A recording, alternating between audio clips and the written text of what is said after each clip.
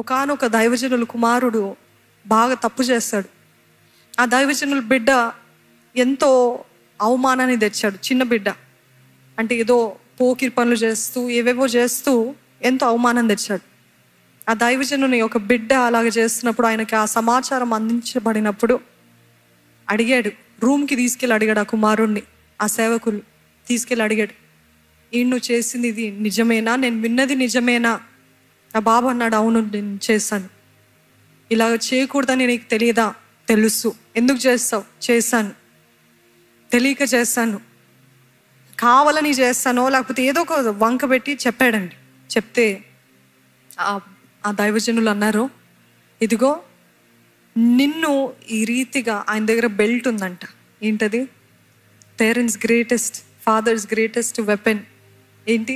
Belt.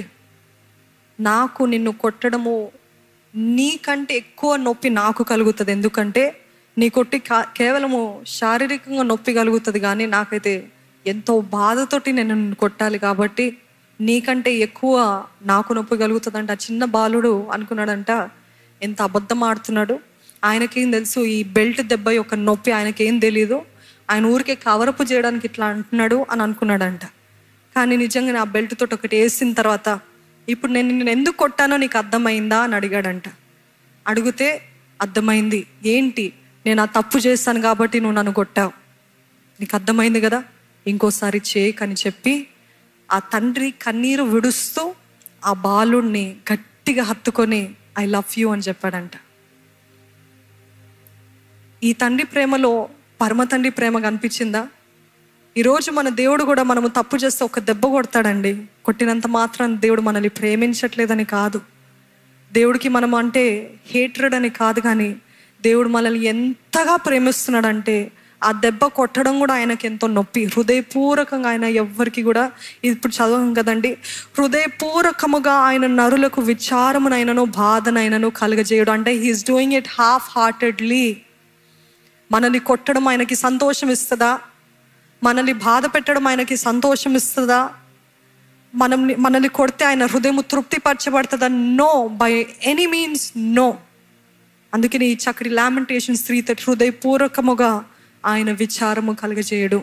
If he's doing it, ఆయనకి ఎంతో నొప్పి, ఆయనకెంతో గాయము. మిమ్మల్ని శిక్షించాలంటే ఆయన మొదటగా బాధపడుతున్నాడు, అది అర్థం చేసుకోండి.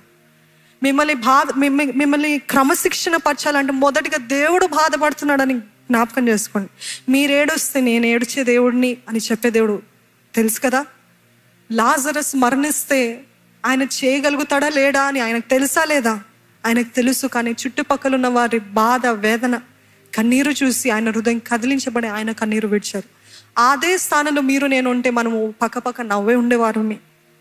పిచ్చోళ్ళు ఎట్లా ఏడుస్తున్నారు చూడు, వీరికి ఇంకా తెలీదు నేను చేయబోయే కార్యం, పిచ్చోళ్ళు, అమాయకులు, ఏం తెలీదు అని ఎంత కఠినంగా ఉండేవాళ్ళమో. కానీ ఆయనది ఎంత మెత్తటి హృదయం అంటే ఆయన చేయబోయే కార్యం ఆయనకి తెలిసి కూడా వారితో పాటు ఆయన ఏడుస్తున్నాడు. అది దేవుని హృదయం, అది మన పరమ తండ్రి యొక్క ప్రేమ. ఆయన ప్రేమను గురించి ఆలోచిస్తున్నప్పుడు ఐ గెట్ సో ఓవర్వెల్మ్డ్. అటువంటి ప్రేమ తండ్రి ప్రేమ. ఈరోజు నాకు దెబ్బ తగులుతుంది, నాకు శ్రమలు కలుగుతున్నాయి, దేవా ఎక్కడున్నావు నువ్వు ఇక్కడ అని మాటలు ఆపేసి నమ్మండి, ఆయన హృదయపూర్వకంగా మిమ్మల్ని బాధ పెట్టట్లేదు, హృదయపూర్వకంగా చేయట్లేదు. మనల్ని సరి చేయడానికి, మనల్ని కడగటానికి, మనల్ని పరిశుద్ధపరచడానికి, మనలో ఉన్న మొండితనము, మూఢత్వము, ద స్టబర్నెస్ ఆఫ్ హార్ట్ నుండి విడిపించడానికి దేవుడు మనల్ని ఒక దెబ్బ వేస్తున్నాడు. ఒక డాక్టర్ తన కుమారునికి క్యాన్సర్ వచ్చిందంట. ఆయన డాక్టర్, ఆయన సర్జన్. ఆ డాక్టరే ఆ బిడ్డకి ఇప్పుడు ఆపరేషన్ చేయాలి. ఏ తండ్రి అయినా ఈ క్యాన్సర్ అన్నప్పుడు వాళ్ళు ఇంకా మెలకుగా ఉన్నప్పుడే, కాన్షియస్నెస్లో ఉన్నప్పుడే వాటిని తీసేయాలి. కాబట్టి ఆ డాక్టర్ పరిస్థితి అనుకొని చూడండి. మీకు కానీ మీ సొంత బిడ్డలకి ఏమైనా అయిందనుకోండి, కనీసము మీ బిడ్డలకి ఒక చుక్క రక్తము బయట కారుతుందంటే నీ గుండెంతా కూడా కలవరం అయిపోతుంది, ఆందోళన చెందుతూ ఉంటాం, అయ్యయ్యో ఏమైపోయిందో అని. బిడ్డ కనీసం రక్తం కూడా చూడలేని తల్లిదండ్రులు ఉన్నాం కదా. ఆ డాక్టర్ యొక్క కుమారుడికి క్యాన్సర్ వస్తే అది కట్ చేసి తీసేయాలంటే ఎంతోమంది పేషెంట్స్కి ఆయన ఆపరేషన్ చేస్తాడు. కానీ తన కుమారుని దగ్గరికి వచ్చేసరికి ఆయన కన్నీరు కారుస్తూ, అయ్యో నా కుమారుడిని నేను గాయపరుస్తున్నాను, అయ్యో నేను గాయపరుస్తున్నా, అయ్యో ఎంతో నొప్పిది, అయ్యో ఎంత రక్తం పోతుంది. అదే డాక్టర్ ఎంతో మందికి చేశాడు, కానీ but when it came to his child, he was doing it with so much of sorrow and tears in his eyes. ఆ డాక్టర్ ఒక కన్నీరు కూడా ఆ బిడ్డ దేహం పైన అలాగా పడుతుందంట. ఎందుకంటే ఇది నా బిడ్డ, నా సొంత రక్తము, నా నా నా మాంసము, నా శరీరము, నా బిడ్డని నేను కట్ చేయాలా? నా బిడ్డకి ఎంత నొప్పి వస్తుంది? ఈరోజు దేవుడు తన విశ్వాసులు, మనము ఆయన బిడ్డలము అంత అక్కర కలిగి ఉన్నాడు, అంత బాధ కలిగి ఉన్నాడు. ఏంటి ఆ క్యాన్సర్ మన జీవితంలో అంటే పాపం అనే క్యాన్సర్. ఈ పాపం అనే క్యాన్సర్ని కట్ చేయాలంటే ఆయనకి కూడా ఎంతో గాయము.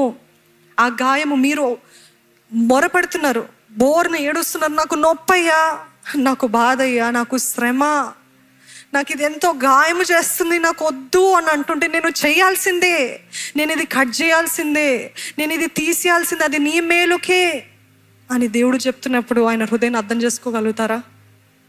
ఈ క్యాన్సర్ అనేది మన జీవితంలో పాపము, మనని శిక్షణ చేసేటప్పుడు ఎంతో గాయము, ఎంతో నొప్పి, ఎంతో ఏడుపు, ఎంతో వేదన.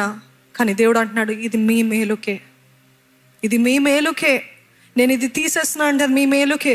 మీరు నరకాగ్నిలో వెళ్ళకూడదు అనేది నేను తీసేస్తున్నాను, మీరు నశించిపోకూడదు అనేది నేను తీసేస్తున్నాను, మీరు అపవాది చేతులు చిక్కకూడదు అనేది నేను తీసేస్తున్నాను.